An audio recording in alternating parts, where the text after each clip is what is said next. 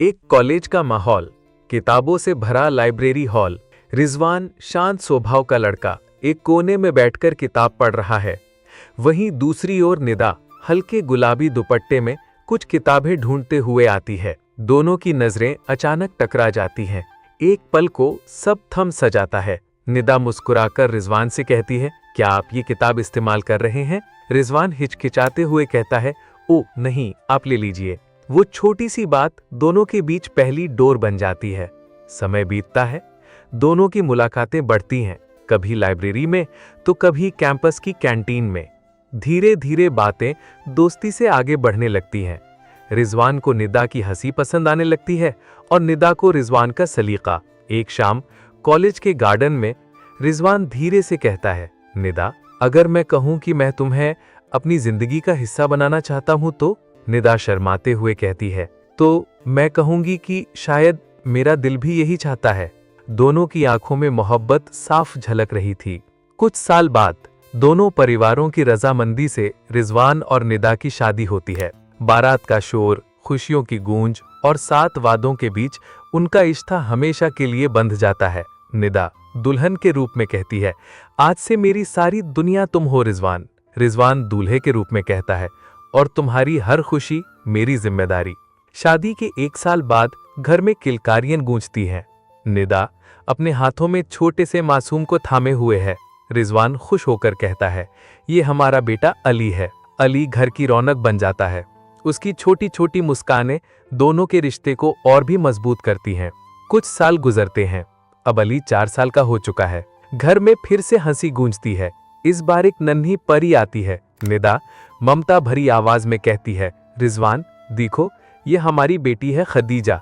रिजवान खुश होकर कहता है, बिल्कुल तुम्हारी तरह मासूम और प्यारी। अली अपनी छोटी बहन को देखकर खिलखिला उठता है। खुशियों का सिलसिला जारी रहता है। कुछ साल बाद तीसरे संतान का जन्म होता है। निदा रिजवान से कहती है, ये भी हमारी अमानत है, इसका नाम रखेंगे अमीना। निदा प्यार से कहती है, अली, खदीजा, अब तुम्हें अपनी छोटी बहन की रक्षा करनी होगी। तीनों बच्चों के साथ घर मानो जन्नत सा हो जाता है। रिजवान नौकरी और मेहनत से बच्चों का भविष्य संवारता है। निदा अपने प्यार और परवरिश से घर को जन्नत बनाए रखती है। अली स्कूल जाने लगता है। खदीजा हर वक्त माँ के पास रहती है और छोटी अमीना सबकी दुलारी बन जाती है। रिजवान बच्चों से कहता है, अली तुम मेरे सहारे हो, खदीजा तुम मेरी दुआ हो और अमीना तुम मेरी मुस्कान हो। बच्चे हंसते बाप के गले लग जाते हैं। साल दर साल मोहब्बत और गहरी होती जाती है।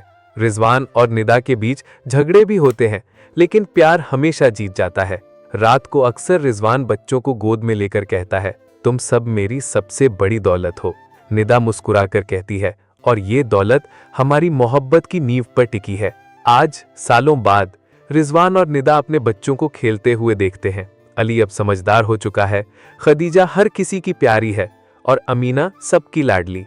रिजवान और निदा की आंखों में खुशी के आंसू हैं। उन्होंने साथ जीने का वादा किया था और अब 3 अनमोल तोहफों के साथ वो वादा और भी पूरा हो चुका है। रिजवान निदा से कहता है, देखो, यही है हमारी असली मोहब्बत की कहानी। निदा मुस्कुराते हुए कहती है, हाँ रिजवान, और ये सफर कभी खत्म नहीं होगा। तो कहानी यहीं समाप्त होती है। सच्चा प्यार सिर्फ मुलाकात या शादी तक सीमित नहीं होता, बल्कि असली प्यार तब साबित होता है जब 2 लोग एक दूसरे का साथ हर परिस्थिति में निभाते हैं। रिजवान और निदा की कहानी हमें सिखाती है कि प्यार की असली ताकत भरोसे और कुर्बानी में है। शादी सिर्फ 2 लोगों का रिश्ता नहीं, बल्कि एक ऐसी नींव है जिस पर पूरा परिवार खड़ा होता है। बच्चों की मुस्कान और उनकी परवरिश ही माता पिता के लिए सबसे बड़ी दौलत है।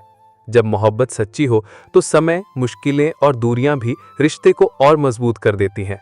आखिर में प्यार वही है जो उम्र भर साथ निभाए, मुश्किलों में सहारा बने और जिंदगी को जन्नत जैसा बना दे।